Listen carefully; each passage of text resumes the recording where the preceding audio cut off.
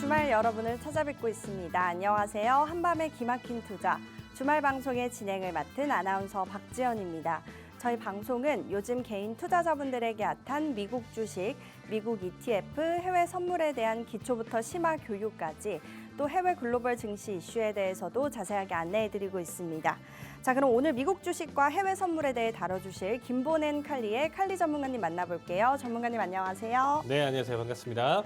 네, 이번 주 미증시는 엔비디아의 호실적 발표에 이 주가가 강세를 띠기도 했지만 미국 연방법원의 트럼프 관세 정책 불법 판결에 따라서 이 시장의 불안정함도 함께 공존하고 있는 것 같습니다. 다음 주 미증시 투자 전략 전문가님과 꼼꼼하게 세워볼게요. 전문가님, 어떤 내용으로 준비해 주셨을까요? 네, 이번 주 같은 경우는 우리가 이제 좀 시장을 좀 바라봤었을 때 이제 좀 결정적인 한 주가 될 것이다라는 얘기를 좀 드리고 싶어요.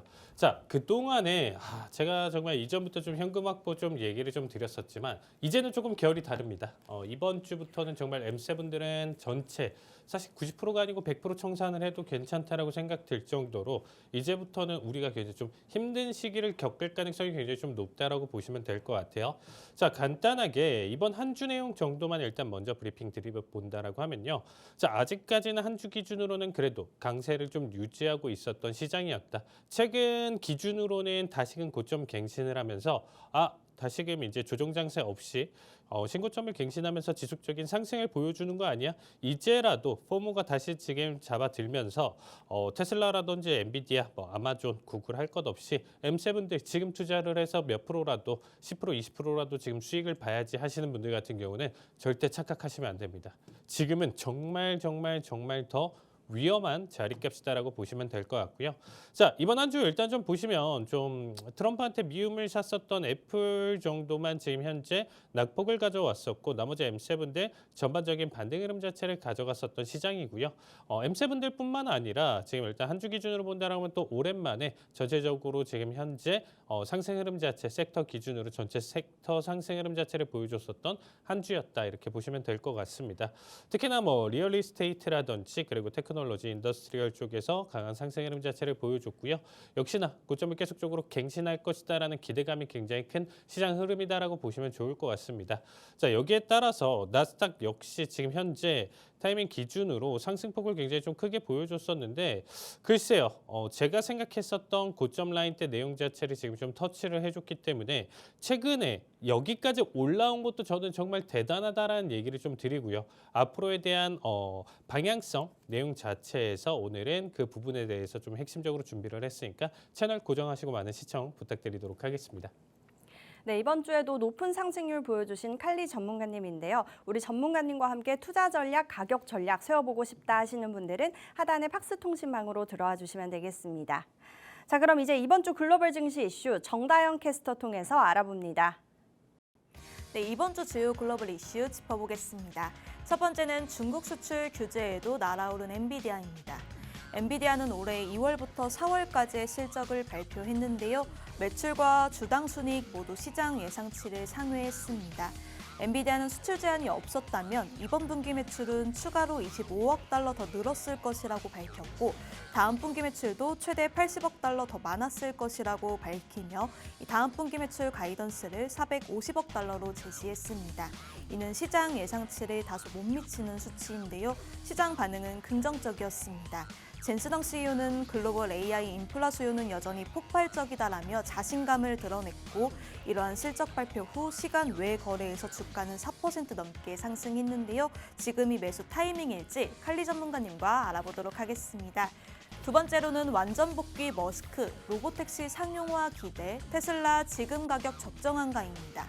일론 머스크 CEO가 최근 X를 통해 다시 예전처럼 24시간 직장에서 일하며 회의실과 서버실, 공장에서 자는 생활로 돌아간다고 밝혔습니다. 이젠 정치보다 사업에 집중하겠다는 의지를 분명히 한 것인데요. 특히 최근 X 플랫폼에서 대규모 접속 장애가 발생하자 머스크는 운영상의 큰 개선이 필요하다며 직접 책임지겠다는 자세를 보였습니다. 이런 복귀 선언과 함께 가장 먼저 가시화된 결과가 바로 로보택시 서비스 개시입니다. 오는 6월 12일 미국 오스틴에서 테슬라의 자율주행 택시 서비스가 공식적으로 시작됩니다. 머스크는 여기에 그치지 않고 곧 사이버캡이라는 전용 로보택시 차량을 투입하겠다고 예고했습니다. 몇 달 안에 1,000대 이상을 운영하겠다는 야심찬 계획과 함께 다른 도시로도 로보택시 서비스를 확장하겠다고 밝혔습니다. 엔비디아에 이어 테슬라도 호재 연속인데 관련해서 가격 전략 칼리 전문가님과 자세히 알아보도록 하겠습니다. 세 번째로는 스태그 우려 가득했던 5월 FOMC 회의록엔 무슨 내용 담겼나입니다. 현재 시간 5월 28일 공개된 연준 회의록에 따르면 연준 위원들은 인플레이션과 실업률이 동시에 오를 수 있다고 경고했습니다. 이른바 스태그플레이션 가능성인데요. 공식 문서에는 이 단어가 직접적으로 쓰이지는 않았지만 내용만 보면 사실상 그걸 걱정하고 있다는 게 명확했습니다. 위원들은 특히 트럼프 행정부가 추진 중인 관세 인상 정책이 물가를 예상보다 더 오래, 더 높게 끌어올릴 수 있다는 점에 주목했습니다. 그럼 시장이 바라는 금리 인하는 언제쯤일까요? 회의록 내용을 보면 연준은 지금 당장 금리를 내릴 계획은 없다는 입장입니다. 왜냐하면 관세로 인해 물가는 오르고 여기에 고용도 약해질 수 있다는 이중 리스크가 존재하기 때문입니다. 이 미연준은 현재 금리 인하보다는 리스크 관리에 초점을 맞추고 있고요. 트럼프의 관세 정책이 경기 둔화와 물가 상승을 동시에 자극할 수 있다는 우려가 현실화되고 있습니다. 그렇다면 금리 인하와 관련된 시점은 언제쯤일지 칼리 전문가님의 견해 들어보도록 하겠습니다. 마지막으로 엔비디아 외에 주목할 만한 실적은입니다. 먼저 미국의 대표적인 클라우드 소프트웨어 기업 세일즈포스입니다. 현지 시간 28일 발표된 실적에 따르면 1분기 조정 주당 순이익은 시장 예상치를 소폭 웃돌았고요. 매출 역시 예상보다 좋았는데요. 2분기 전망도 긍정적으로 내놨습니다. 다음은 반도체 설계 자동화 툴로 유명한 시놉시스입니다. 이 회사도 2분기 실적이 아주 깔끔했는데요. 조정 EPS는 시장 예상치보다 높았고요. 매출은 예측과 일치했습니다. 특히 눈에 띄는 건 이 안정감인데요. 이 동종업계에서 실적 변동성이 큰 편인 요즘 시놉시스는 계속해서 정확한 가이던스와 일치하는 흐름을 보여주고 있습니다. 마지막은 중국의 샤오미입니다. 이 스마트폰 제조사로 잘 알려져 있지만 이제는 전기차까지 손을 뻗고 있는데요. 샤오미는 1분기 매출이 전년 대비 무려 47%나 성장했고 조정순이익도 사상 최대 실적을 찍었습니다. 이외에도 너무나 많은 기업들이 실적을 발표하고 있는데요. 자세한 내용 전문가님과 알아보도록 하겠습니다.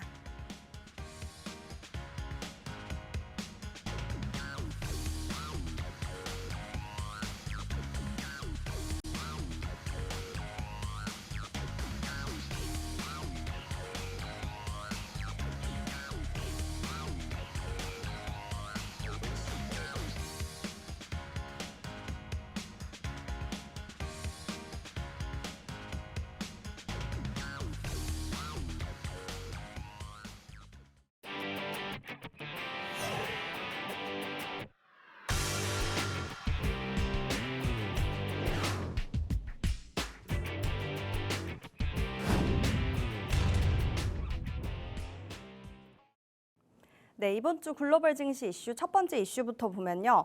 엔비디아가 또 한 번 시장을 놀래켰습니다. 2026년 회계년도 1분기 매출은 440억 달러, 그리고 주당 순이익도 예상치를 상회를 했죠. 특히 여기서 데이터 센터 매출이 73%나 급등을 했고요. 이게 전체 매출의 88%를 차지를 했다고 합니다. 또 하지만 중국 수출 제한 여파로 이 45억 달러 재고 손실도 함께 언급을 하기도 했습니다. 그럼에도 불구하고 엔비디아의 주가는 시간 외에서 4%나 급등하는 흐름을 보여줬습니다. 전문가님, 미국의 규제에도 불구하고 이 엔비디아가 계속해서 성장할 수 있는 핵심 요인을 뭐라 보실까요? 네, 이거는 뭐 어쩔 수 없죠. 왜냐면 그동안에 계속적으로 해왔었던 내용 자체가 있었기 때문에 지금의 현재 결과값까지도 만들어졌다. 충격을 받을 만한 요소는 있었지만서도 앞에서의 성장성이나 내용 자체로 본다라고 하면 이 부분 자체는 조금 일부 내용 자체로 해석이 될 수 있었던 부분이었죠. 그래도 시장 참여자들이 굉장히 좀 우려가 컸었어요. 우려가 컸었는데 그 부분 자체를 조금 어쨌든 해소를 하고 딛고 나서 지금 현재 주가 지금 어떻게 보면 실적이 발표가 되면서 주가 상승 자체를 이끌었었다 이렇게 보시면 될 것 같습니다. 자, 일단 총 매출이 440.6억 달러로 전분기 대비 12% 성장, 그리고 전년 대비 69% 성장을 보여줬었는데, 자, 총 매출이 440억인데 데이터 센터 매출이 391억 달러예요. 그 사실 뭐 8, 90%가 지금 현재 데이터 센터 쪽으로 치중이 되어 있다. 우리가 알고 있는 이전까지만 하더라도 코로나 이전까지만 하더라도 엔비디아 아나운서 엔비디아 알고 계셨나요? 그 전에 코로나 이전부터 알고 계셨나요? 기업을 네. 알고 계셨나요? 어떤 네네. 부분 때문에 알고 계셨죠? 엔비디아가 어떤 기업이었다. AI 어, 투자하는. 사실 그게 이제 코로나 이전부터도 그러한 그래픽이나 내용 자체를 가져갈 수 있는데 네. 사실상 이제 얘네는 이제 그래픽 카드 만드는 회사로 그냥 유명했었어요. 그러니까 우리가 일상적으로 이제 뭐 모니터, 마우스, 뭐 키보드 이렇게 판매하는 기업들을 전부 다 알고 계시나요? 뭐 아니죠. 네. 그러니까 뭐 세세하게 내가 쓰는 정도의 부품은 알 수는 있겠지만 내가 뭐 어떤 거 사서 쓴다 이 정도는 알겠지만 세세적으로 어떠한 기업들이 다 나눠져 있는 건 잘 모르잖아요. 그러니까 사실 엔비디아도 유명했어요. 그러니까 20대 아니면 이제 30대 초반 남자분들한테는 인기가 굉장히 좀 많았었죠. 왜냐면 이 그래픽 카드에 대한 수요나 내용 자체를 이미 뭐 우리가 리그 오브 레전드라는 게임이라든지 사실 뭐 이제 그 외적으로 이제 게임 쪽으로 이제 스팀 게임 쪽으로 이제 좀 알고 계신 분들 같은 경우는 좀 더 이 그래픽 카드에 대한 수요나 내용 자체 그리고 성능에 대해서 이제 좀 알고 있었는데 이제 와서는 데이터 센터 쪽으로 이제 치중이 돼 있다는 거죠. 이제 게이밍 매출 자체가 그러면 10% 미만이다라고 좀 보시면 될 것 같아요. 그만큼 지금 일단 또 새롭게 한번 지금 도약을 하면서 성공을 했었기 때문에 다시 이 시장에서 이제 새로운 대장을 차지하고 있는 기업이다 이렇게 보시면 될 것 같습니다. 그래서 이 데이터 센터에 대한 매출 내용 자체가 어마무시하게 성장을 했기 때문에 이 H20 칩에 대한 내용 자체도 굉장히 좀 재고나 이런 부분들이 굉장히 좀 중요했었지만 전체 매출이나 지금 손실분 내용 자체에서 그렇게까지 크게 차지하지는 않았다 이렇게 보시면 될 것 같아요. 자. 어쨌든 이 H20 칩 관련 내용 자체를 언급을 안 드릴 수가 없는데 45억 달러의 이제 충당금이 발생을 했고요. 그리고 이제 수출 제재로 인해서 H20 수요 자체가 급감을 했고 화웨이에서 자체적인 생산이라든지 AI 기술 개발을 통해서 더 필요가 없어졌어요. 그리고 매출에서 제외된 H20 이미 만들어 놓은 거, 그러니까 만들어 놓은 거 수출 불발분만 하더라도 25억 달러가 지금 넘는다라는 거죠. 그래서 총 해서 지금 나와주는 손실이나 내용 자체가 지금 약 80억 달러인데 80억 달러라고 하면 여기서 공세개를 붙이면 우리가 환율 1,000원이라고 했었을 때 8조예요. 그리고 정상적인 환율로 본다라고 하면 11조가 넘어요. 그러니까 8조에서 지금 11조 넘는 손실을 이번에 가져왔기 때문에 최근에 젠슨항이 나와서 그렇게까지 나와서 울분을 토하면서 이거 다 정책 결정한 사람들 지금 이거 계속 이렇게 가져갔기 때문에 H20 이렇게 만들어 놓은 거야. 니네 때문이야 이러면서 어떻게 울분을 토했었던 내용이었었잖아요.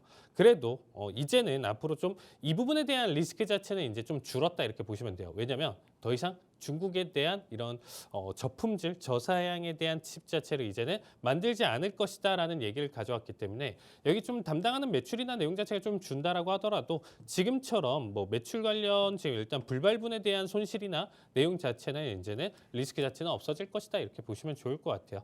자, 어쨌든 H20 악재에도 불구하고 매출 이익 모두 시장 예상을 기대를 지금 좀 상회하는 결과값을 좀 보여줬고요.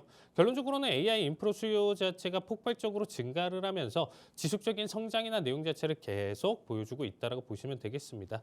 자, 일단 제가 좀 정리한다라고 하면 뭐 블랙엘 AI 슈퍼컴퓨터 본격적으로 생산을 하고 글로벌 AI 인프라 투자 확대까지 최근에 뭐 이제 우리가 트럼프가 이제 사우디 가서 이제 휴메인에서 이제 좀 협력이라든지 뭐 대만 AI 팩토리 등 글로벌 확장 발표가 있었잖아요. 그러니까 이런 부분마저도 추가적으로 뭐 인프라라든지 이런 부분들 AI 생태계 구축을 한다라고 하면 어쩔 수 없이 데이터 센터가 필요하고 그 부분에서 또 엔비디아가 가서 모든 이 기반에 있는 모든 인프라를 처리하기 때문에 천문학적인 돈을 계속적으로 벌 수밖에 없는 구조다. 이 부분 자체가 이제 좀 유럽 쪽으로 확장할 수 있다. 뭐 이런 얘기까지 나와주면서 지속적인 성장 가능성을 계속적으로 보여주고 있는 기업이라고 보시면 될 것 같습니다. 자, CEO가 이제 젠슨항에 나와서 이제 어닝콜에서 얘기를 하는데 가장 중요한 내용 자체는 여기 있는 내용들을 이제 다 빼고 앞에서 H20 충격은 적었다에 대한 내용이고 두 번째로 좀 볼만한 내용 자체는 이제는 이 AI 인프라라는 것 자체가 우리 일상으로 다가올 수밖에 없는 거고 우리가 일상적으로 쓰는 거 만약에 이제 당연하다라고 생각하는데 없으면 절대 안 되는 그런 부분으로 들어올 수밖에 없다. 그 부분이 뭐냐면 우리가 지금 쓰고 있는 여러분들 지금 TV 방송을 보시는 분들 같은 경우 쓰시는 전기 우리가 전기가 지금 당연하다라고 생각을 하고 있는데 끊기면 생활이 안 되겠죠, 아나운서는. 그렇죠, 네. 저녁에. 우리가 뭐 북한처럼 그렇죠, 강제 소등하고 전기 끊기고 이렇게 되면 생활이 안 될 거예요. 당연한 건데 없으면 절대 안 되는 거. 그 부분이 이제 또 들어온 게 2000년대부터 해가지고 제대로 들어온 게 인터넷이죠. 이제 뭐 와이파이 인터넷 없는 환경에 살 수 있다? 절대 없다라고 볼 수가 있겠죠. 그만큼 이 AI 인프라 자체가 전기 인터넷과 같은 수준으로 우리에게 다가올 것이다라는 얘기를 좀 던졌어요. 이 부분도 결국에는 이 정도 수준까지 넘어오는 거는 결론적으로는 시간이 뭐 5년 10년, 길게는 뭐 20년까지는 걸리겠지만 정말 20년 뒤에 우리의 이제 밑에 세대 같은 경우는 AI 인프라가 정말 우리가 생각하는 전기 인터넷 정도로 생각할 거예요. 우리는 이 지금 변화의 시기에 지금 일단 겪고 있기 때문에 이 부분에 대해서 이제 생각을 하고 있는 단계지만 정말 20년 뒤에는 확실하게 이 부분이 인프라로 지금 일단 좀 작용할 가능성이 높다. 자, 그래서 일단은 시작 단계지만 폭발적으로 증가하기 때문에 결론적으로 이러한 생태계로 넘어갈 것이다. 저도 이 부분은 인정을 하는 부분이고요. CF 같은 경우는 지금 현재 H20 매출 46억 달러 인식했으나 지금 수출 제한으로 25억 달러가 지금 배송 불가가 됐잖아요. 그러니까 앞에 설명드렸었던 내용 자체에 좀 리스크가 있었다. 이런 얘기를 좀 가져왔고요. 블랙엘의 지금 일단 램프업 자체가 호포의 전환에 좀 전환 완료에 가까우며 DC 매출이 지금 현재 70% 차지하고 있다. 이런 부분으로 일단 좀 긍정적인 메시지를 가져왔습니다. 자, 그 외적으로 모건 스탠리의 존모 같은 경우는 뭐 추론 AI 수요 대응력, MVL 지금 70일 렉 수요. 무슨 말이냐면 그냥 지금 현재 적절하게 잘 작동을 하냐 이런 얘기를 하는데 지금 성능 자체 호퍼 대비 지금 40배, 속도 비용 지금 모두 우수하다 이런 얘기를 가져가면서 지속적으로 지금 엔비디아에 대한 칭찬을 아끼지 않는 거죠. 뱅크 오브 아메리카의 지금 빅맥 아리아 같은 경우도 사실 뭐 중국 수익 감소랑 GTC 발표 이후에 AI 수요 상태에 대한 내용 자체를 가져왔는데 이 부분에 대해서 이제 뭐 앞에 설명드렸었던 80억 달러 이 부분 좀 강조를 했고요. 손실 자체 그리고 인정 AI 도입으로 추론 수요 폭증이고 AI 인프라는 지금 현재 초입 단계다. 사실 약간 물음표를 던지는 내용이었다 이렇게 좀 보시면 될 것 같습니다. 그 외적으로 이렇게 좀 얘기들이 계속적으로 나와주고 있는데 제 개인적인 생각을 일단은 조금 한번 좀 말씀을 드릴게요. 지금 현재 우리가 나올 수 있는 내용이나 해석 자체는 모든 게 다 지금 좀 끝났다라고 좀 보여주고 있고요. 어제자 기준으로 이제 목요일에서 금요일 넘어가는 시장 흐름 자체 기준으로 제가 143달러 아나운서님 제가 이거 네. 지난주에도 언급을 드렸었던 것 같아요. 그러니까 엔비디아가 어디까지 갈 것 같나요? 라고 했었을 때 제가 그랬었어요. 만약에 이번에 실적 발표로 인해서 143달러를 터치를 하면 이제부터는 하락으로 보시면 되는 거고요. 그 다음에 만약에 실적이나 내용 자체에서 미스로 일단은 미리 선제적인 충격을 계속 유지를 하면서 120, 110 정도로 떨어진다라고 하면 140까지 대응을 가져가는 거 괜찮다라고 했었어요. 이해되시죠? 그러니까 지금 오히려 앞에서 실적 발표로 인해서 떨어졌다라고 하면 추가 상승 동력이 될 수 있었던 부분이었고 지금은 정확하게 제가 원하는 자리값 마디값을 터치를 보여줬거든요. 그러니까 이제는 어떤 호재성 내용 자체가 나와주고 시장에서 긍정적으로 AI 어때 좋잖아 AI잖아 라는 얘기를 가져온다라고 하더라도 하락할 가능성이 높다라는 거죠. 그게 엔비디아 자체적인 리스크는 아니에요, 여러분들. 그냥 시장 전반적으로 지수 자체 그리고 이제 투자 여력이라든지 이런 부분들의 감소로 인한 하락 자체가 발생할 가능성이 높다라고 보시면 될 것 같아요. 그래서 악재가 없는데 왜 떨어지지? 라고 질문을 주신 분이 정말 많거든요. 그럼 제가 좀 답변 드리고 싶은 게 그러면 호재가 없는데 올라가는 거는 뭐라고 설명할까요? 라고 하는 거랑 똑같은 거죠. 그러니까 사실 자본이 움직이는 거기 때문에 우리가 시장 경제 상황에서 딱딱 매출 때문에 뭐 지표 때문에 딱딱 움직이는 건 아니에요. 자본이 움직이는 거기 때문에 그 안에서 단기적인 목표가 들어왔었던 거대 자본의 엑시트라든지 추가적인 수요나 내용 자체가 떨어지는 상황 자체에서 지금 일단 주가 하락, 상승에 대한 요인이 바뀔 수도 있다. 여러분들 이렇게 생각하시면 될 것 같습니다. 그래서 엔비디아 같은 경우는 지금부터 다시금 하락할 수가 있는 부분인데 이 하락 자체는 사실상 제 기준으로는 조금 딥할 가능성이 높아요. 단기적인 게 아니고 117달러까지는 당연히 좀 떨어질 것이다. 좀 확정적이다라고 할 정도로 좀 가능성이 굉장히 좀 높고 일단은 지금 100 초반대까지 다시 돌아올 가능성이 높다라고 보시면 돼요. 그럼 140 기준으로 지금 100 초반까지 본다라고 하면 대략적으로 지금 일단 하락폭이나 내용 자체가 굉장히 좀 클 가능성이 높다라는 거죠. 최소 뭐 30% 이상 조정 가능성이 있기 때문에 현재 보유하신 분들 같은 경우는 개인적인 생각이지만 정말 개인적인 생각이지만 저는 전체 엑시트 가져가셔도 지금 나쁘지 않은 자리값이다 이렇게 얘기를 드리면서 신규 진입 같은 경우는 당연히 관망하면서 지켜보시길 추천드리도록 하겠습니다. 네, 엔비디아 현재 지금 전량 정리하는 전략을 세워주셨습니다. 추가적인 투자 전략 필요하신 분들은 하단의 팍스통신망으로 들어와 주시면 되겠습니다. 네, 다음 질문으로 보면요. 일론 머스크가 다시 24시간 일모드로 돌아왔습니다. X와 테슬라 그리고 스타쉽까지 이 몰린 일정 속에서 본인은 이제 정치보다 사업에 좀 더 집중을 하겠다라고 선언을 했죠. 그리고 첫 결과가 나왔습니다. 6월 12일 미국 텍사스에서 테슬라의 무인 로보택시 서비스가 시작이 되는데요. 모델 Y 10대가 이 운전석 없이 자율주행을 시범 운행을 하고 곧 운전대와 페달이 없는 전용 차량 사이버캡도 등장할 예정인데요. 전문가님, 이 머스크의 사업 몰입 선언이 이 테슬라의 주가에 영향을 어떻게 좀 끼칠까요? 당연히 정치적으로 너무 지중이 됐었던 상황 자체는 리스크가 있을 수밖에 없었던 구조였죠. 거기에서 당연히 복귀를 가져온다라는 기대감 내용 때문에 이미 5월 27일 날 테슬라 주가가 7% 급등을 좀 보여줬었습니다. 그만큼 또 시장의 기대감까지도 다시 반영이 되고 있는데 머스크가 이런 얘기를 했죠. 24시간 일하면서 회의실 공장 안에서 잠을 잘 것이다 라는 얘기를 했습니다. 그만큼 다시금 이전처럼 일에 대한 복귀 내용 자체를 좀 가져가고 있는데 정말 제가 좀 생각하기에는 할 일이 정말 많을 거예요. 머스크 입장에서는 지금 다시 나와서 이제 좀 정리해야 될 게 너무 많은데 뭐 사실 우리가 알고 있는 테슬라뿐만 아니라 뭐 X 이전 트위터 X라든지 뭐 스페이스X라든지 뭐 지금 현재 일론 머스크가 가져가고 있는 사업 자체가 너무 많아요. 너무 많기 때문에 지금 뭐 머스크가 메시지 남겼던 것처럼 24시간 일을 하더라도 정말 부족할 겁니다. 그래서 옆에 사진을 좀 보시면 아시겠지만 잠옷 차림으로 이렇게 있는 상황인데 사실 일론 머스크는 사람들 그리고 특히나 엔지니어들의 이제 뭐 시간을 갈아 넣어서 어떻게든 지금 본인이 목표했었던 데드라인, 마감 이런 부분들을 맞추기를 굉장히 좀 좋아하거든요. 그렇게 했기 때문에 사실상 지금의 테슬라가 있었다라고도 생각을 해요. 그러니까 뭐 사실 우리가 뭐 9 to 6에 대한 업무 내용 자체로 만약에 이어졌었다라고 하면 과연 테슬라는 성공을 할 수 있었을까라는 의구심이 들고요. 특히나 일론 머스크가 아나운서님 이런 걸 많이 해요. 그러니까 아직 개발도 안 됐고 기술 개발이 조금 더 멀었는데 미리 설레발을 치면서 CEO가 나가서 얘기를 해요. 그러니까 아직 FSD가 완전한 자율주행이 안 되는데 이거 돼. 이거 6개월 안에 돼. 라고 얘기를 해요. 그러면 그 지금 현재 회사 내에 있는 엔지니어들만 발등에 지금 불이 떨어지는 거예요. 아니 그거 1년 반 걸린다라고 했는데 밖에 나가서 6개월 만에 된다라고 하면 어떡하라는 거야.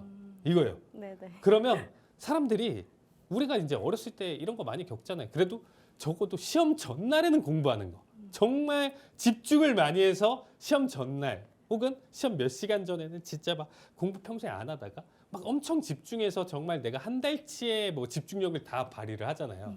약간 그런 거. 사람이 좀 극한으로 끌고 가는 걸 좀 좋아하는 것 같아요. 머스크가. 그래서 사실 이번에 로보택시에 대한 내용 자체도 제가 봤을 때는 사실상 이 시간 안에 되는 게 아닌데 지금 이렇게 좀 이어지고 있는 것 같아요. 그리고 이제 가장 좀 크게 중요한 부분 중에 하나가 뭐냐면 판매 부진이에요. 유럽 판매 급감. 제가 지난주에도 이 부분에 대해서 좀 얘기를 드렸었던 것 같은데 아나운서님한테도 얘기 드렸었죠. 테슬라 굳이 그 비싼 차 탈 필요 있냐. 비쌀 거면 아예 기존 전통차, 뭐 지바겐 전기차라든지 뭐 이런 식으로 사이버트럭 탈 바에는 난 더 이쁜 거 내가 생각하기 조금 더 이쁜 거 탈래. 비슷한 가격에. 혹은 아예 값싼 내가 정말 가성비로 전기차를 타겠다라고 하면 정말 비아디를 타는 것도 나쁘지 않겠죠. 엔진에 대한 어떻게 보면 정교함이나 내용 자체가 있는 게 아니고 배터리, 셀로 가져가기 때문에 사실 중국차 탄다라고 하더라도 우리가 사실 여러분들 전동 킥보드 생각해 보세요. 뭐 그게 꼭 브랜드 자체가 정말 필요하다가 아니고 그냥 배터리 가지고 만들어지는 거잖아요. 그러니까 어느 정도 자동차 외형만 정말 가져가고 뭐 그냥 가다가 막 뚜껑이 벗겨진다 뭐 중국 뭐 그 정도 수준이 아니다라고 하면 중국차 탈만하죠. 뭐 정말 가격 차이가 2배, 3배 이상 난다라고 하면 테슬라 선택할 필요는 없다라고 보시면 될 것 같아요. 그래서 지금 현재 이미 중국 비아디 66대 차이로 유럽 전기차 판매 1위를 등극을 했어요. 그러니까 이거를 완전히 뒤집어 놔야 되는데 일론 머스크가 복귀했다라고 해서 이 부분이 바뀔까요? 오히려 반 머스크 감정, 반 테슬라 감정이 지금 유럽 전역에 또 퍼져 있는 시점이기 때문에 사실 이거를 지금 현업에 복귀했다라고 해서 되돌리기는 굉장히 좀 어렵다라고 생각하고 있고요. 특히나 지금 로보택시에 대한 내용 자체를 조금 얘기를 좀 해주셨는데 잘 생각해 보세요, 여러분들. 가장 중요한 건 뭐냐면요.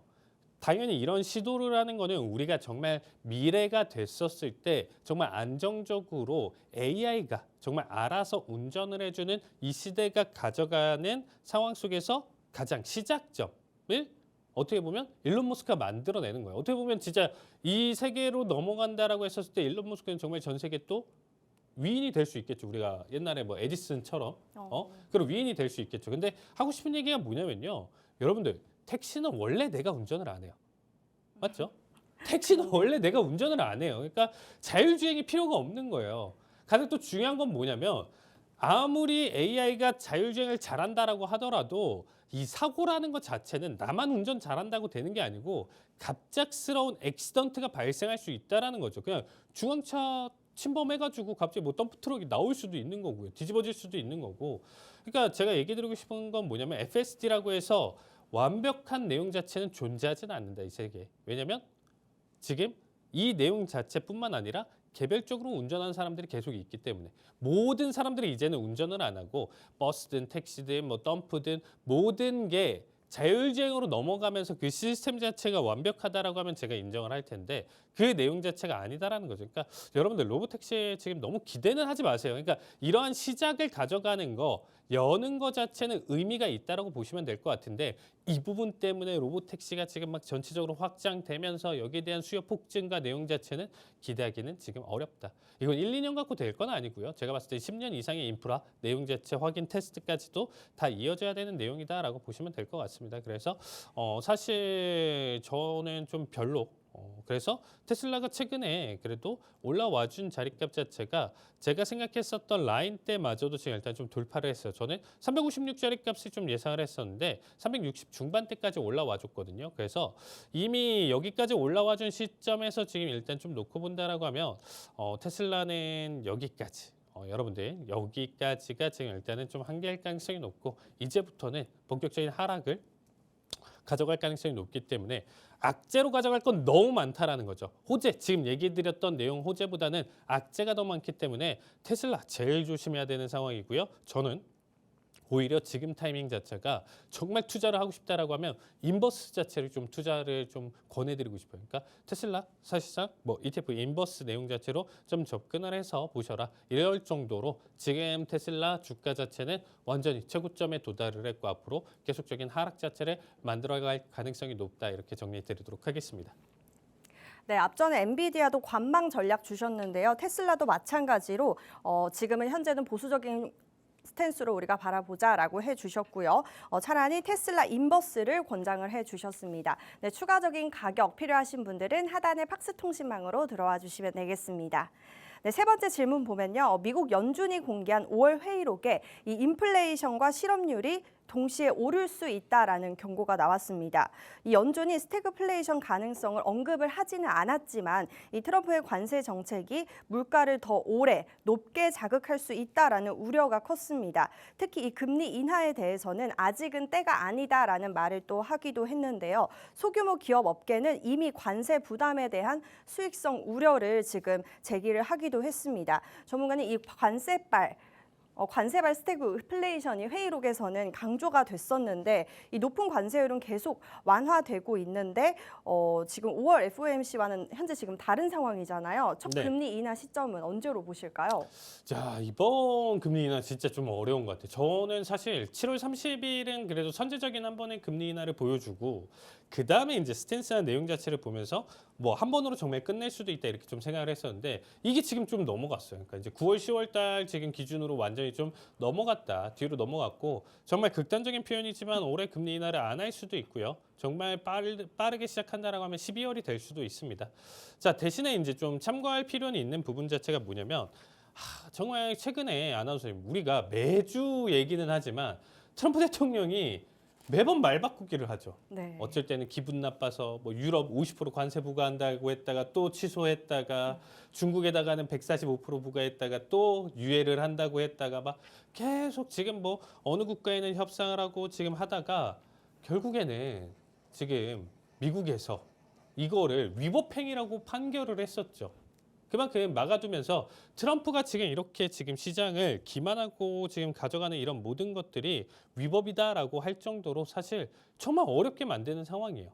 그런 상황 속에서 이 FOMC 회의록인데 이번 FOMC 회의록이 여러분들 뭐냐면 이미 지금 어떻게 보면 좀 유럽 쪽 그리고 이제 관세에 대한 유예나 내용 자체가 조금 반영되기 이전이다라는 거죠. 그러니까 공포가 제일 강했을 때 시장의 공포를 좀 강하게 있었을 때 회의록 내용이기 때문에 조금 더 지금에 대한 우려나 내용 자체가 조금 더 강할 수 있다. 그러니까 스탠스나 내용 자체가 현 수준, 여러분들이 방송 보시는 현 수준 내용보다는 조금 더 스탠스가 강했다라고 보시면 될 것 같아요. 이전에 회의록을 가지고 이번에 보는 거기 때문에 사실상 이게 딜레이가 있다라는 거죠. 그리고 시기상 원래는 그렇게 많이 안 바뀌어요, 아나운서님. 네. 그러니까 이제 바이든 시절 때는 사실상 이전 회의록에 대한 스탠스나 내용 자체가 이게 뭐 몇 주 텀을 가지고 지금 본다라고 했었을 때 세상이 그렇게 많이 안 바뀌어 있어요. 근데 이 지금 현재 우리가 이 트럼프 정권에 있는 이 세계를 지금 우리가 겪고 있는 상황에서는 일주일뿐만 아니라 3일마다 말이 바뀔 수가 있거든요. 그러니까 저도 사실 계속 손바닥 뒤집듯이 상승과 하락을 계속 올라가고 오르락 내리락 하고 냉탕과 온탕을 지금 반복하고 있는 상황이다 보니까 쉽게 뭐다 앞으로의 방향성이 뭐다 이렇게 확정드릴 수가 없는 시기다라고 보시면 될 것 같아요. 자, 일단은 요약을 좀 간단히 보시면 성장 둔화 조짐 내용 자체 가져가고 있고 대신에 이제 고용 시장 자체는 이제 뭐 실업률 4.2%로 좀 안정적이고 고용 증가세를 좀 유지하고 있다. 그리고 제가 얘기 드렸었지만 이 인플레이션 3월 PC 같은 경우에 2.3% 그리고 코어 같은 경우에 2.6% 여전히 많이 이전보다는 좀 많이 내려오긴 했지만 여전히 2% 목표 상회를 하고 있다. 이 부분이 중요하다고 했었죠. 연준은 원래도 여러분들 몇 년 전부터 금리 인상 시기서부터 해가지고 계속 2%를 목표로 가져가고 있어요. 그 2%라는 얘기 자체는 2% 초반입니다, 여러분. 초반인데 하도 안 떨어지니까 작년부터 해가지고 파월이 이 정도면 2.8%도 우리가 생각했던 앞에 숫자 2 맞죠 여러분들 이러면서 그냥 2% 목표 지금 도달했다 이런 식으로 지금 시장에 어떻게 보면 좀 비둘기적인 내용 자체로 안심시키려고 이제 좀 작용을 하고 있지만 연준의 마음속에서는 여전히 2%다 여러분들 이렇게 생각하시면 될 것 같아요.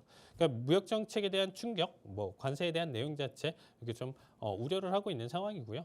사실 뭐 여러 가지 내용 자체, 뭐 하이힐드 스프레드 지금 확대랑 지금 현재 자금 조달 여건 자체는 좀 변동성이 있지만 대체적으로 안정적이다 이렇게 좀 얘기를 하고 있고 정책 경우에 대한 기대를 좀 본다는 옵션 시장에서 연말까지 1에서 2회 금리 인하 반영 그리고 이제 선물 시장 같은 경우는 3회 이상 인하 금리 반영을 좀 얘기를 하고 있는데 저는 개인적으로 정말 한 번이 될 수도 있지 않을까 현 수준 자체가 유지가 된다라고 하면 한 번 정도로 지금 일단 좀 바라보고 있는 상황이에요. 그래서 FOMC 같은 경우는 이번 내용 자체는 조금 더 우리가 스탠스가 강하다 보니까 조금 흔들릴 수가 있어요. 그래서 다음 주에 있을 베이지북에 조금 더 여러분들이 연준 베이지북의 좀 내용 자체에 좀 집중을 하면서 이 스탠스가 지금 좀 완화된 현재 상황 자체를 보면서도 연준이 그럼에도 불구하고 금리 인하에 대한 지속성 스탠스를 유지할 것인가 이 부분이 좀 체크 포인트가 될 수 있다라고 보시면 될 것 같아요. 그래서 현재 내용 자체는 우리가 딱 한 달 전에 트럼프가 좀 공포를 줬을 때 내용 자체에 심리가 반영되어 있었던 FOMC 회의록이고 여기에 대한 내용 자체로는 지속적으로 현재 내용 자체로 관망 조치가 좀 필요하다. 계속적으로 지금 현재 금리 동결이 필요하다. 이런 내용 자체로 가져갔었다. 이렇게 정리 드리도록 하겠습니다. 네, 현재 올해 금리 인하는 한 번 정도 예상이 되기 때문에 관세 정책에 우리가 좀 집중을 해보자라고 정리를 해주셨습니다. 네, 이어서 마지막 질문 보면요. 미국과 중국의 대표 기술 기업들의 실적 발표를 했습니다. 세일즈포스는 예상보다 높은 1분기 EPS와 매출이 나왔고요. 또 2분기 전망도 긍정적으로 제시를 하면서 이 클라우드 수요의 견조함을 보여줬고요.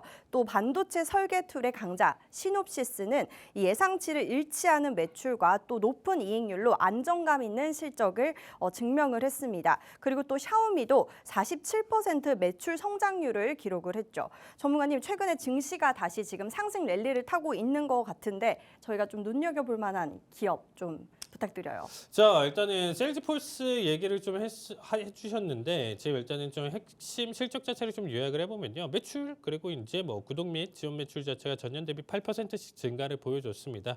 자, 갭 기준으로 지금 일단 영업이익률 19.8%, 넌갭 기준으로 32.3%. 지금 뭐 실적으로 본다라고 하면 영업이익률 순이익 자체 지금 전체적으로 나쁘진 않죠. 일단 나쁘지 않다라는 얘기를 드리는데 그럼에도 불구하고 주가가 좀 하락을 보여줬습니다. 거기에 따라서 지금 일단은 앞으로의 이제 성장성이나 내용 자체 모멘텀 이상의 좀 놀라움 내용 자체 좀 부족했다. 제가 이전에도 계속 얘기 드렸었죠. 우리가 아나운서님 기억하실 거예요.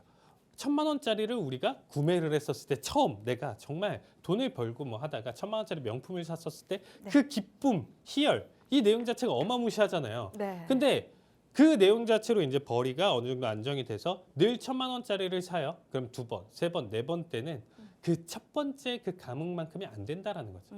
다음부터는 5천, 1억짜리를 사야 내가 다시금 나의 도파민을 자극할 수 있다. 제가 한 몇 개월 전에 이런 얘기를 좀 드렸었던 것 같은데 지금 그거예요. 그러니까 모멘텀 이상의 놀라움. AI는 계속 성장을 해야 돼요. 계속 이번에 1,000만 원짜리 사면 다음번에는 5천만 원짜리 상품을 사는 거를 보여줘야 되고 그다음에 1억, 그다음에 5억, 그다음에 10억짜리를 매 분기마다 이런 식으로 갱신을 해야 돼요. 근데 똑같은 수준으로 정체가 보여준다. 1,000만 원이 1,100만 원짜리를 샀다. 별로 감흥이 안 오죠, 여러분들. 그 개념이에요. 그러니까 그런 느낌 자체로 봤었을 때 상승 원동력이나 내용 자체가 좀 떨어졌다 이렇게 보시면 될 것 같아요. 대신에 실적 자체는 나쁘진 않았다라고 보시면 될 것 같고요. 자, 거기에 따라서 시놉시스 자체도 좀 비슷한 결로 일단은 좀 바라보시면 될 것 같아요. 그래서 AI 수요에 대한 지금 피크 우려와 뭐 안시스의 인수권에 대한 불확실성 이런 내용 자체가 지금 좀 나와주고 있는데 제 기준으로는 앞에서 우리가 이제 엔비디아나 내용 자체에서 이제 좀 하락폭이나 내용 자체를 조금 더 크게 보여준다라고 하면 뭐 시놉시스라든지 지금 일단 세일즈포스라든지 현재 주가 내용 자체를 그나마 하락폭을 지금 딛고 조금 더 반등을 좀 보여주지만서도 추가적으로 지속적인 하락장 내용 자체에서 특히나 AI 섹터 내용 자체는 조정받을 가능성이 크다 이렇게 보시면 될 것 같아요. 그래서 오히려 투자 관점보다는 관망 내용 자체를 추천드리도록 하겠습니다. 네, 특히나 AI 섹터 위주로 조금 더 하방이 열려 있기 때문에 보수적으로 대응하자라고 전략 세워주셨습니다. 네, 이어서 이번 시간에는요. 해외 주식에 관심은 많은데 아직 접근을 못하셨거나 접근은 했는데 너무 어렵다고 느끼는 우리 시청자분들을 위한 해외 주식 기초 5분 완성 시간입니다. 자, 바로 어떤 내용으로 들고 오셨는지 확인해 볼게요. 자, 교육이기 때문에 앞에서 언급드렸었던 페드의 이제 베이지북에 대해서 일단 좀 간단하게 설명을 좀 드리도록 하겠습니다. 자, 일단 좀 잘 모르실 거예요. 이제 FOMC 회의록은 다들 알고 계실 거예요. 조금 관심 있으신 분들은. 근데 이제 베이지북 알고 계시는데 이게 정확하게 뭔지는 좀 몰라서 일단 좀 간단하게 내용 자체 교육으로 준비를 했습니다. 자, 발간 빈도 자체는 연 8회고요. FOMC 회의 2주 전 수요일 날 발간을 해요. 그래서 이 내용 자체가 이제 좀 뭐냐면 일단 지역별 경기 흐름 자체를 파악을 하는 거예요. 그래서 FOMC 정책 결정이 이제 참고 자료로 제공이 된다라고 보시면 될 것 같습니다. 그래서 2주 전에 이 내용 자체가 발간이 된다라고 하면 제 현재 연준이 어떤 생각을 가져가고 여러분들이 궁금하시는 지금 현재 금리 인하는 도대체 언제 하나요? 언제 시작하나요? 이러한 어떻게 보면 힌트나 시그널을 줄 수 있는 내용이다라고 보시면 되겠습니다. 자, 12개 연방 준비 은행이 관할 지역의 이제 경제 현황 자체를 보고한다라고 보시면 될 것 같고요. 일단 뭐 정성적 데이터를 좀 중심으로 일단 통계 수치보다는 현장 목소리, 체감 경기 반영을 가져간다라고 보시면 될 것 같습니다. 자, 항목 구성 자체는 이렇게 뭐 소비 지출, 제조업, 산업 생산, 노동 시장, 물가, 부동산 금융 서비스 그리고 농업, 지역 경기 전반적인 평가 이렇게 좀 가져간다라고 보시면 될 것 같고요. 자, 회의 직전에 발간하기 때문에 기준금리 결정에 대한 내용 자체 참고로 볼 수 있는 내용이고요. 연준위원들의 경기인식 파악 자체를 조금 가능할 수 있는 부분이다. 자, 물가 압력이 약하다라고 하면 긴축 완화를 시사하는 부분인 거고요. 고용시장 자체가 강세를 유지한다라고 하면 금리 인상 혹은 지금 현재 고금리 내용 자체를 지금 동결에 대한 내용 자체 지속 가능성 이런 부분들을 가져간다고 보시면 될 것 같습니다. 그래서 우리가 베이지북에 대한 내용 자체 시장에 그래서 반응을 좀 바라보면서 여기에 따라서 이 내용 자체가 발표 이후에 결국에는 금리, 환율, 채권 이런 부분들에 대해서 직접적인 연관이 있기 때문에 여기 나와져 있는 데이터나 내용 자체는 늘 우리가 FOMC 회의 2주 전에 발표하는 이 수요일 날 여러분들이 꼭 참고를 해서 내용 자체를 살펴보시면 좋을 것 같습니다. 네, 이번 시간에는 피드 베이지북이라는 교육 진행해 주셨습니다. 추가적인 교육 필요하신 분들은 하단의 팍스 통신망으로 들어와 주시면 되겠습니다. 네, 그럼 이제 다음 주 글로벌 증시 이슈 정다영 캐스터 통해서 알아봅니다. 네, 다음 주 주요 글로벌 일정 짚어보겠습니다. 첫 번째는 주요 글로벌 경제 지표 일정입니다. 먼저 월요일 미증시에서는요, ISM 제조업 지수가 발표됩니다. 시장은 지난달보다 소폭 둔화될 것으로 보고 있는데요. 경기 둔화 우려가 제법 확대될 가능성도 있습니다. 장중에는 파월 연준의장과 고일스피 총재의 발언도 예정되어 있는데요. 이 금리 정책에 대한 힌트가 나올지 주목되고 있습니다. 다음 날인 6월 3일 화요일에는 4월 졸트 보고서가 발표됩니다. 그리고 6월 4일 수요일 밤 9시 15분에 ADP 고용 보고서와 ISM 비제조업 구매자 지수가 발표가 되고요. 다음 날인 6월 5일 목요일에는 신규 실업수당 청구 건수와 4월 무역 수지가 공개됩니다. 미국의 경우 본디 무역 적자를 기본으로 하는 국가지만 현재 트럼프 행정부의 정책이 무역 적자를 축소하는 방향으로 진행되고 있는 만큼 과연 정책의 방향성대로 흘러가고 있을지 지켜봐야겠습니다. 다음 날인 6월 6일 금요일 밤 9시 30분에는 비농업 고용 지표가 대기 중입니다. 특히 이번 비농업 고용은 실업률 4.2%, 신규 일자리 17만 개 수준이 예상되면서 이 연준의 6월 FOMC 회의 직전 발표되는 핵심 지표인 만큼 시장 반응이 클 수 있겠는데요. 관련해서 자세한 내용 전문가님과 알아보도록 하겠습니다. 다음으로는 다음 주 주요 기업 실적 일정입니다. 월요일에는 두 기업이 먼저 문을 엽니다. 먼저 전통의 가정식 식품 브랜드 캠벨스프가 실적을 발표합니다. 최근 소비자들의 저렴한 식품 선호가 강해지면서 이 캠벨이 실적 방어에 성공할 수 있을지 주목되고 있고요. 다음으로는 사이버 보안 대표주 클라우드 스트라이크가 실적을 공개하는데요. 최근 공격적인 클라우드 보안과 함께 EPS는 전년 대비 30% 이상 증가할 것이라는 전망도 나오고 있습니다. 그리고 산업 유통 대기업 퍼거슨도 발표를 앞두고 있습니다.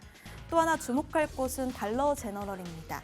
고물가 시대 저가 소비 트렌드에 힘입어 고객을 얼마나 끌어모았을지 월가의 시선이 쏠려 있습니다.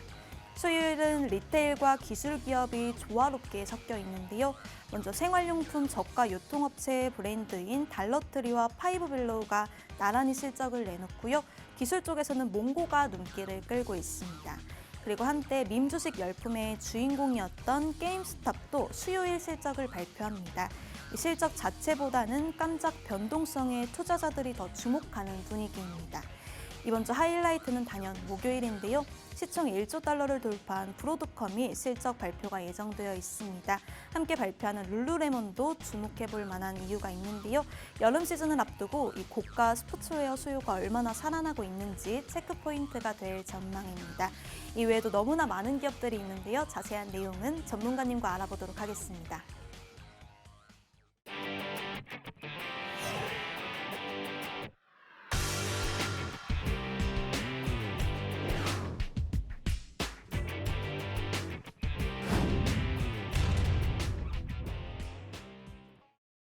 네, 다음 주 증시 이슈 첫 번째 질문부터 보면요. 6월 첫째 주 미국 증시는 빅 이벤트 주간입니다. 2일에는 ISM 제조업 지수와 파월 의장의 발언, 그리고 3일에는 졸트 고용 보고서, 4일에는 ADP 고용과 ISM 비제조업 지수 등이 있습니다. 그리고 6일에는 NFP와 비농업 고용 지표가 기다리고 있는데요. 특히 이번 고용 지표는 이 FOMC 직전 발표와 시장 파급력이 크기 때문에 다들 지금 눈여겨보고 있는데 전문가님, 네. 지수 전망 어떻게 보실까요?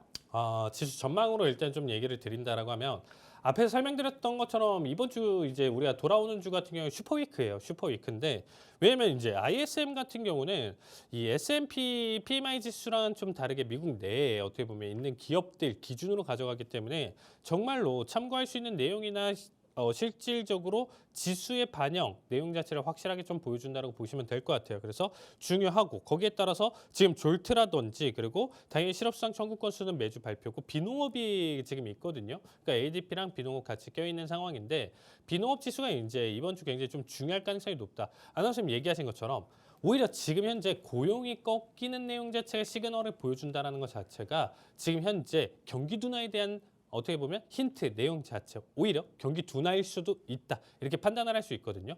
물가는 고정적으로 오히려 더 오를 가능성이 높다. 관세 때문에 아무리 관세 유예를 했다라고 하더라도 10%는 계속적으로 유지를 하고 있다 보니까 지금 현재 물가는 오르고 지금 고용 경기가 안 좋아지는 스택에 대한 우려 내용 자체가 더 깊게 이어질 수 있다라는 거죠. 그래서 이번 비농에서 만약에 무너진다? 이거 시장 충격이 여러분들 생각 외로 굉장히 클 거예요. 앞에서는 다 묻혔어요. 그러니까 지난달 같은 경우 지지난달 같은 경우 원래 굉장히 중요한 지표지만 앞에서는 묻혔어요. 왜? 트럼프가 워낙 그냥 날뛰다 보니까 트럼프 대통령이 날뛰다 보니까 나머지 지표면 FOMC 지금 연준의 발언, 파월의 발언 이런 게 다 묻혔는데 이번엔 좀 다르다라는 거죠. 그래서 오히려 파급력이나 내용 자체는 굉장히 좀 중요하기 때문에 그 방향성이나 내용 자체 지금 발표되는 모든 결과가 어떻든 간에 하락으로 이끌 가능성이 높다라고 보시면 될 것 같아요. 그래서 지금 현재 제가 다시 한번 얘기 드리지만 나스닥 선물 기준으로 다시금 고점을 갱신한다라고 하면 무효 내용 자체로 되겠지만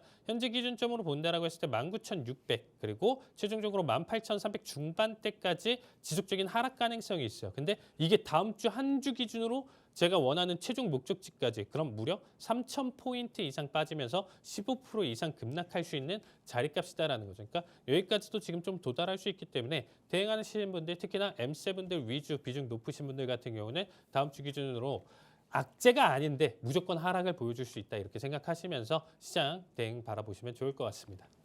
네, 다음 주 나오는 지표 중에 비농업 지수, 우리가 경기 둔화를 가늠할 수 있는 지표인데 이 비농업 지수를 한번 주목해 보자라고 정리를 해 주셨습니다. 네, 그럼 이제 저희 방송의 마지막 코너입니다. 글로벌 마켓 투자의 하이라이트라고 할 수 있는 해외 선물 기초 교육 시간인데요. 국제 유가, 미국채 유로화와 달러화, 그리고 천연가스, 골드뿐만이 아니라 나스닥과 S&P 500 지수 상승과 하락에도 우리가 모두 수익을 볼 수 있는 해외 선물인데요. 오늘은 어떤 강의로 들고 오셨는지 바로 확인해 볼게요. 네, 오늘은 지금 현재 미국 시장에 대한 내용 자체에서 우리가 좀 바라볼 수 있는 지표에 대해서 좀 바라보고요. 지표 탑 3개 기준으로 지표라기보다는 계속적으로 좀 봐야 되겠죠. 얘네가 지금 현재 어떤 상황인지를 한 번 더 점검하는 시간 보도록 하겠습니다. 자, 지금 드디어 미국이 트리플 약세에 빠졌습니다. 트리플 악셀이 아니고요. 트리플 약세입니다, 여러분들. 뭐냐면 채권도 안 좋고요. 달러도 안 좋고 지금 지수도 아직 지수 안 좋다라는 표현은 그렇지만 제가 설명드린 대로 만약에 지금 현재 고점 대비 15% 빠지면 또 약세가 되겠죠. 그럴 가능성이 지금 높다라고 보시면 될 것 같고, 자, 채권이 안 좋다. 전 세계적으로 지금 현재 채권이 계속적으로 어떻게 보면 가치 높아요. 영국, 일본 할 것 없이 전 세계적으로 채권 금리가 가치 높기 때문에 미국에 대한 메리트가 없다. 채권 가격에 대한 지금 현재 내용 자체에서 금리가 메리트가 없다라고 판단을 하면서 오히려 매수 자체를 안 하고 있는 상황이거든요. 그래서 현재 내용 자체가 오히려 금리가 계속적으로 올라갈 가능성이 높다. 그러면 채권의 가격 자체가 떨어지는, 채권 가치가 떨어지는 결과를 보여주는 거고요.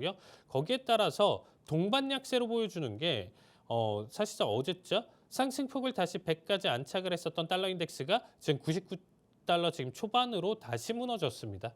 결국에는 바닥자리 캡까지 터치를 하면서 달러 약세까지 겪는다라고 하면 미국은 지금 현재 내용 자체에서 다 팔고 미국 거를 팔고 이제 뭐 유럽, 중국, 뭐 우리나라 다른 쪽으로 투자할 가능성이 굉장히 좀 높아졌다라는 시그널을 보여주는 거거든요. 그러니까 사실 미국이란 나라 자체가 이런 경우가 거의 없었다라고 보시면 돼요.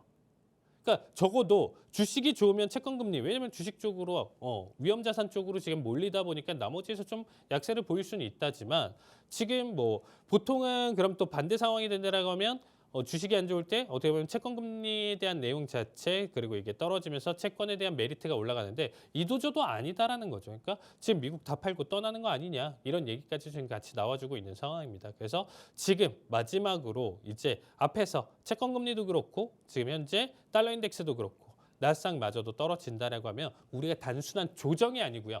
이번부터는 조정 장세가 아니고 여러분들 앞에 설명드렸었던 것처럼 하락장에 대한 내용 자체로 준비를 하셔야 되는 거야. 앞에선 저는 중간중간에 조정 장세에 대한 내용을 드렸었지만 이제는 하락에 대한 내용 자체 준비할 시기다. 이렇게 봐주시면 좋을 것 같습니다.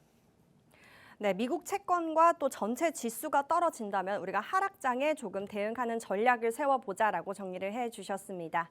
네, 오늘 저희가 준비한 내용은 여기까지입니다. 본 방송에서 제공되는 정보는 투자 판단에 대한 참고 자료일 뿐이며 해당 종목에 대한 상승과 하락은 보장드리고 있지 않습니다.